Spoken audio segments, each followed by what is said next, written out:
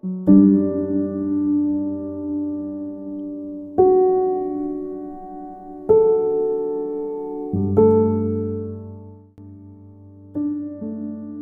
ini namanya Daisuke. Dia adalah seorang pemandu wisata di Hawaii yang terkenal tampan. Banyak turis-turis wanita suka sama dia.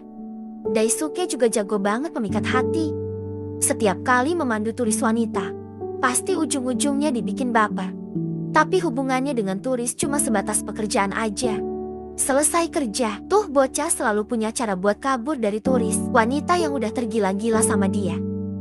Di kantor Daisuke juga jadi karyawan andalan bos, karena dia selalu punya banyak cara untuk menarik minat turis-turis. Bahkan sebagian besar pemasukan kantor berasal dari Daisuke. Tapi sebenarnya pemandu wisata cuma kerja sampingan aja. Pekerjaan utama Daisuke adalah astronom, peneliti bintang-bintang. Pagi itu setelah meneliti, Daisuke pulang. Di tengah jalan, tiba-tiba mobilnya mogok. Sambil menunggu mobil derek, Daisuke mampir ke kafe. Saat sedang memesan kopi, dia melihat ada cewek cantik banget. Wanita itu bernama Rui. Daisuke pun jatuh cinta pada pandangan pertama. Malamnya, saat sedang meneliti bintang, Daisuke cerita soal wanita tadi ke temennya. Sambil meledek, temennya bilang, kenapa nggak coba kenalan aja? Siapa tahu jodoh. Tapi Daisuke nolak. Dia enggak mau gara-gara cewek. Penelitian bintangnya jadi keganggu. Baginya cinta-cintaan cuma buat orang lemah. Lagian tuh cewek juga bukan tipenya. Pokoknya Daisuke gak bakalan pernah mau ngedeketin dia. Enggak bakal. Besok paginya, di jam yang sama, tuh bocah datang lagi ke kafe. Melihat Rui duduk di tempat kemarin. Lagi-lagi Daisuke terpesona. Setelah cukup mengamati, dia memberanikan diri ngajak Rui kenalan. Selama ngobrol, mereka berdua saling cerita soal pekerjaan masing-masing. Rui ini adalah seorang guru seni. Karena kebetulan Rui juga suka sama bintang, Daisuke jadi semangat nyeritain rasi-rasi bintang hasil penelitiannya. いっぱいあるでしょ。にはそもそもヘラっていう奥さんがいるんだけど、そもそもこの星空にはさ、ってやつエロ話。そう自分が変えるわけ。でそれがそう双子座ってあるけど、双子座は。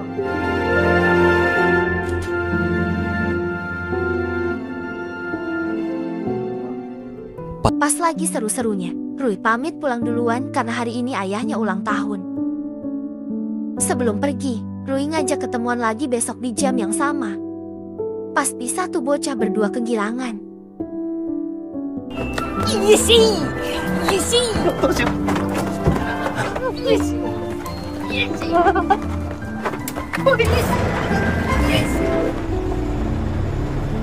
So stupid. Keesokan harinya, sesuai janji, Daisuke datang lagi ke kafe. Melihat Rui duduk di tempat kemarin, dengan semangat Daisuke menghampiri. Tapi anehnya waktu disapa, Rui seperti nggak kenal, bahkan nganggap Daisuke cowok mesum. Daisuke pun bingung, padahal baru kemarin kenalan, kenapa sekarang malah kayak orang asing. Di tengah kebingungan, pemilik kafe menyeret Daisuke keluar, kemudian memberitahu kalau sebenarnya Rui ini menderita amnesia. Gara-gara tahun lalu dia pernah kecelakaan dan mengalami cedera otak serius. Penyakit amnesianya unik. Apapun kejadian hari ini, habis bangun tidur Rui pasti bakalan lupa. Jadi ingatannya akan selalu kembali ke hari sebelum dia kecelakaan. Mendengar cerita barusan, Daisuke kaget. Siangnya ketika Rui baru sampai rumah, sang ayah menyambut sambil memegang nanas. Ayah Rui sedang berakting agar seolah-olah hari ini adalah hari ulang tahun ayah, yaitu hari di mana Rui mengalami kecelakaan saat sedang pergi membeli nanas untuk kado ulang tahun. Tak hanya nanas, ayah juga meminta Rui melukis tembok garasi rumah. Jadi setiap hari, ayah selalu beli nanas dan selalu mencat ulang tembok yang sudah dilukis. Malamnya waktu acara tiup lilin, meski sudah hampir 300 kali mengulang, ayah dan adik Rui tetap berusaha berakting semaksimal mungkin. Selama acara, mereka bertiga terlihat bahagia, seakan tak pernah terjadi apa-apa. Larut malam, selesai acara, saat Rui tidur ayah dan adik pun menata ulang rumah, persis seperti di hari terakhir ingatan Rui. Semua itu dilakukan demi menjaga agar Rui tak sedih. Mereka takut bila amnesianya ketahuan, maka Rui akan syok dan kehilangan harapan hidup. Esok hari di kafe, karena masih penasaran, Daisuke mencoba berbagai macam cara buat deketin Rui lagi. Tapi Rui justru marah, bahkan sampai ngusir. Besoknya Daisuke yang gak mau nyerah nyoba cara lain. Kali ini Rui malah ngomong pakai bahasa Cina, sambil pura-pura gak bisa bahasa Jepang. Di hari ketiga, Daisuke ganti taktik. Daripada agresif, gimana kalau bikin Rui yang nyamperin dia? Daisuke lalu akting, nangis sekencang-kencangnya untuk menarik perhatian. Alhamdulillahnya, taktik itu berhasil. Rui yang khawatir pun mencoba menenangkan, kemudian mengajak Daisuke duduk bareng. Mereka berdua lalu ngobrol saling curhat. Akhirnya misi ngedeketin Rui berhasil. Namun ketika ingin berpisah, Rui bilang kalau sebenarnya dia sudah tahu. Dari tadi Daisuke bohong. Dari gerak-geriknya, dia tahu Daisuke itu cowok buaya yang lagi pengen deketin dia. Dengan wajah kecewa, Rui pun pergi. Karena merasa bersalah, Daisuke berusaha mengejar. Melihat Daisuke terus gangguin Rui, pemilik kafe khawatir lalu memberitahu ayah Rui. Di rumah waktu Daisuke datang berkunjung, ayah dan adik Rui langsung menginterogasi. Tanpa basa-basi, ayah langsung menyuruh menjauhi putrinya. Selama ini, dia dan pemilik kafe sudah bekerja sama demi kesembuhan Rui. Ayah nggak mau gara-gara deket sama Daisuke, putrinya jadi sedih saat tahu tentang penyakitnya. Mulai sekarang, jangan pernah datang ke kafe buat deketin Rui lagi. Mendengar ucapan ayah, Daisuke hanya terdiam lalu pergi. Esok paginya di kantor, gara-gara nggak dapat restu, Daisuke jadi galau. Kepikiran Rui terus. Ketika curhat ke bos, dengan santai, bos menyarankan, mendingan Daisuke nggak usah dengerin omongan orang. Kalau emang cinta harusnya kejar terus. Apapun rintangannya, jangan nyerah. Saran dari bos barusan membuat semangat Daisuke kembali. Ia kemudian bergegas pergi mencari Rui. Di tengah jalan, enggak jauh dari rumah Rui, Daisuke mulai mengatur rencana. Pokoknya asalkan enggak di kafe, berarti dia aman dari larangan ayah Rui. Tak lama kemudian, dari kejauhan, mobil Rui muncul. Dengan sigap Daisuke mencegat, lalu pura-pura minta tolong buat ngecas aki mobilnya yang mati. Tapi bukannya berhasil kenalan, Daisuke malah nggak sengaja kesetrum. Besoknya Daisuke mencoba menarik perhatian lagi. Sayangnya, meski udah pakai kostum dinosaurus, Rui tetap cuek ngelewatin dia gitu aja. Karena gagal terus, Daisuke akhirnya nyoba cara ekstrim. Dia ngikat dirinya sendiri, sambil rebahan di tengah jalan biar ditolongin. Gara-gara Rui nggak lihat, Daisuke hampir kelindes. Beruntung dia masih selamat. Namun Daisuke tetap nggak mau nyerah. Di percobaan berikutnya, dia minta bantuan sahabatnya buat akting seolah-olah Jetty, preman. すぐ戻る。もういいから大丈夫だから狂ってんのかバカ野郎。気をつけてね。 Semua rencana Daisuke gagal. Tak lama kemudian, ayah Rui lewat, lalu menyuruh Daisuke datang ke rumah sekarang juga. Di rumah ternyata sama. Ini ayah diam-diam selalu menyaksikan perjuangan Daisuke. Ayah pun luluh, lalu cerita sebenarnya. Semenjak bertemu Daisuke, Rui Jetty sering nyanyi sendiri kayak orang lagi kasmaran. Ayah berkata, mungkin terapi terbaik untuk Rui adalah dengan memberikannya cinta. Jetty mulai sekarang, dia akan coba mempercayakan putrinya pada Daisuke. Mendengar restu dari ayah, Daisuke senang. Besok paginya di kafe, seperti biasa, waktu mau deketin, lagi-lagi Daisuke ditolak. Di tengah obrolan, mendadak ada polisi datang menilang mobil Rui. Gara-gara pajaknya mati. Awalnya Rui nggak terima. Dia yakin pajaknya masih hidup sampai tahun depan. Namun ketika melihat tanggal di koran, berbeda dengan tanggal dalam ingatannya, akhirnya Rui sadar, ada yang nggak beres.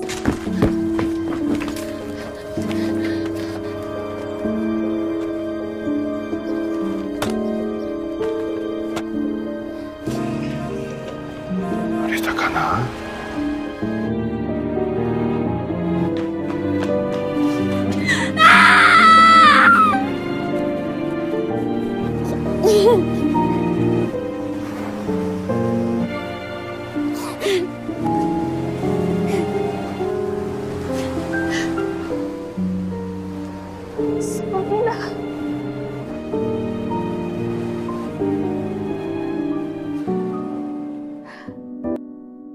semua terbongkar, Daisuke ayah serta adiknya pergi menemui dokter spesialis otak untuk melihat perkembangan penyakit Rui.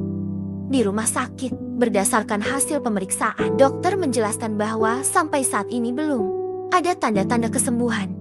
Akibat otak bagian tengah mengalami kerusakan parah. Kemungkinan besar, Rui akan amnesia selamanya. Mendengar itu semua terdiam. Demi menghibur, dokter mengajak mereka menemui pasien lain yang kondisinya lebih parah dari Rui.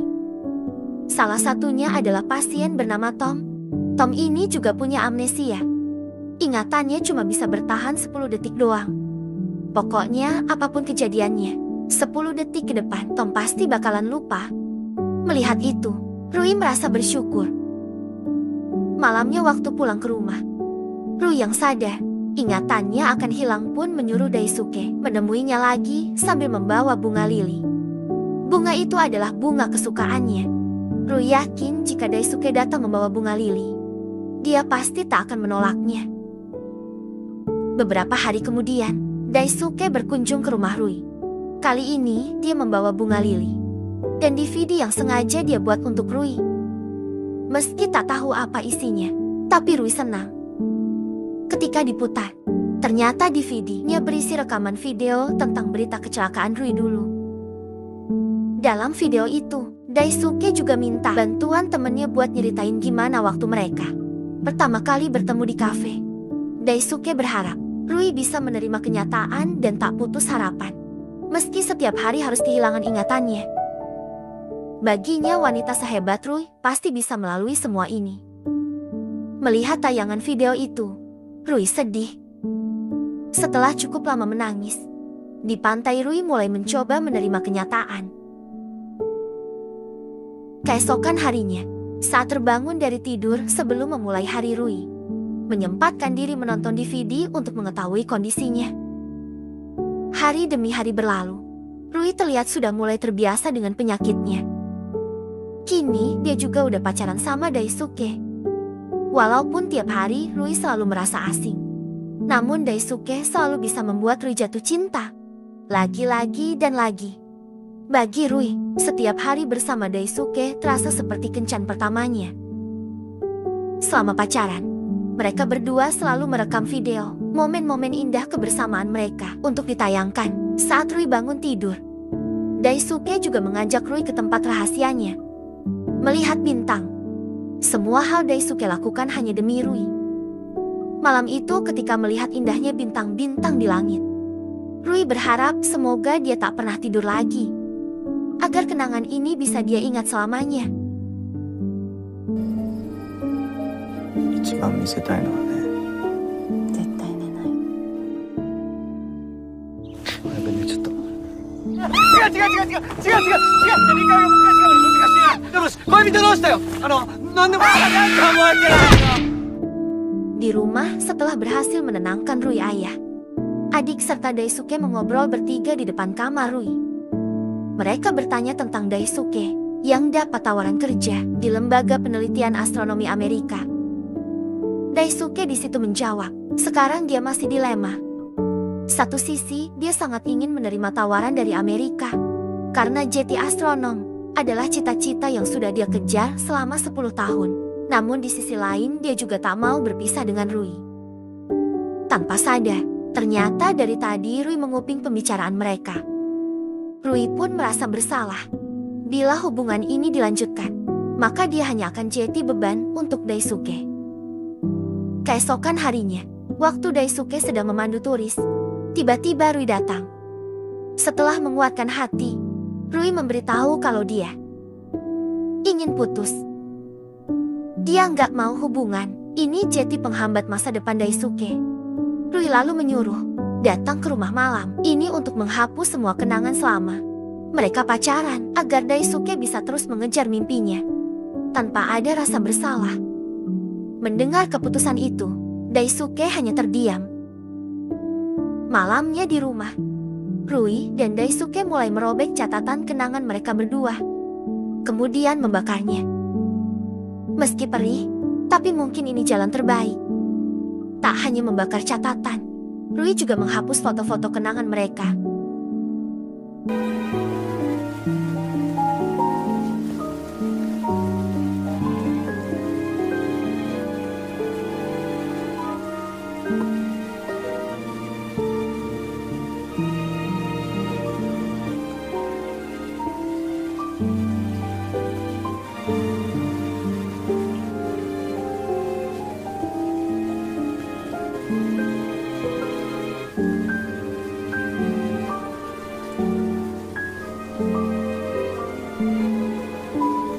Sebelum berpisah, Rui minta dia ingin sekali memeluk Daisuke untuk terakhir kalinya.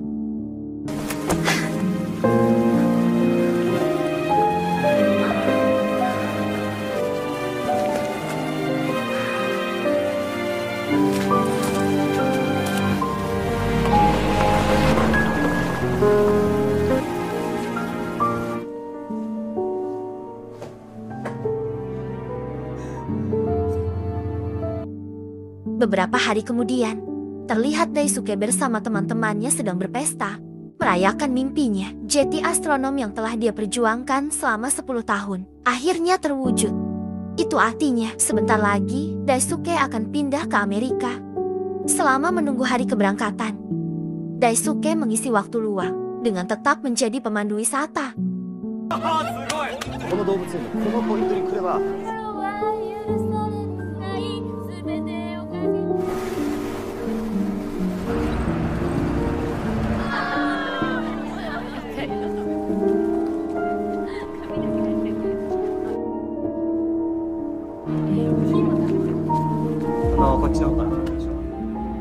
Sehari sebelum keberangkatan, karena masih berat meninggalkan Rui, Daisuke curhat ke temannya. Melihat kegalauan Daisuke, temannya berusaha meyakinkan kalau keputusan ini sudah tepat. Ia mengingatkan, selama ini Daisuke selalu berjuang keras menggapai cita-cita. Meneliti astronomi, jangan gara-gara satu cewek, Daisuke jadi ngorbanin mimpinya gitu aja. Lagian juga nanti Rui nggak bakal ingat sama Daisuke. Mendengar ucapan sahabatnya, Daisuke pun sadar ternyata selama ini dia sudah terlalu bucin. Dalam hati Daisuke berkata, pokoknya dia harus ke Amerika. Apapun yang terjadi, dia enggak bakal bucin sama Rui lagi. Besoknya di hari keberangkatan di bandara, ayah dan adik Rui datang untuk mengucapkan salam perpisahan. Ayah berterima kasih atas semua perjuangan Daisuke untuk putrinya. Dengan sedih, ayah mengabarkan kalau sekarang putrinya sudah nggak tinggal di rumah lagi. Rui memutuskan tinggal di rumah sakit untuk menjalani rehabilitasi, sekaligus jadi guru di sana, karena dia tak mau penyakitnya hanya jadi beban bagi sang ayah. Mendengar cerita barusan, Daisuke khawatir. Setelah mengucapkan salam perpisahan, Daisuke lalu pamit pergi. Di pesawat waktu sedang duduk menunggu keberangkatan, Daisuke iseng buka laptop. Saat melihat satu persatu fotonya bersama Rui, air mata Daisuke pun jatuh seketika. Dia teringat semua kenangan indah mereka berdua. Di momen itu, Daisuke akhirnya sadar, seorang pria memang harus berjuang mengejar mimpi. Tapi pria sejati tak akan pernah meninggalkan cintanya. Sir, stronger contrast. Change your brush size. Sesampainya di rumah sakit di hadapan Rui, Daisuke memperkenalkan dirinya dari awal, seperti saat pertama kali mereka bertemu. Anehnya, meski Rui sama sekali tak ingat, tapi hatinya seperti mengenal sosok pria di hadapannya. Sebagai guru seni, Rui lalu mengajak ke studio lukisnya. Waktu baru masuk, Daisuke kaget melihat semua lukisan di sana adalah lukisan bergambar dirinya. Rui cerita setiap malam, sosok Daisuke selalu muncul dalam mimpinya, Dia terus bertanya-tanya siapa sebenarnya sosok pria itu. Mendengar cerita barusan, Daisuke sadar, mungkin dari luar Rui terlihat tegar dan telah melupakannya. Namun jauh di lubuk hati, tanpa sadar Rui pasti sedih, karena rasa cintanya masih tersimpan. Daisuke lalu menjelaskan tentang kisah hubungan mereka. Berdua Daisuke juga berkata, dia tak akan pernah sekalipun menganggap Rui beban, justru Rui lah alasan kebahagiaannya. Mendengar kalimat itu, Rui menangis dan memeluk Daisuke.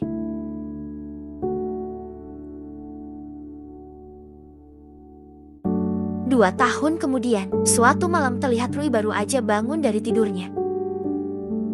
Seperti biasa, meski sempat kebingungan, namun Daisuke selalu menyiapkan video untuk Rui.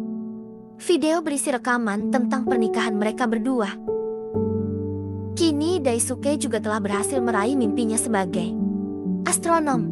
Walaupun dulu sempat menunda keberangkatan ke Amerika, tapi pada akhirnya dia tetap diterima.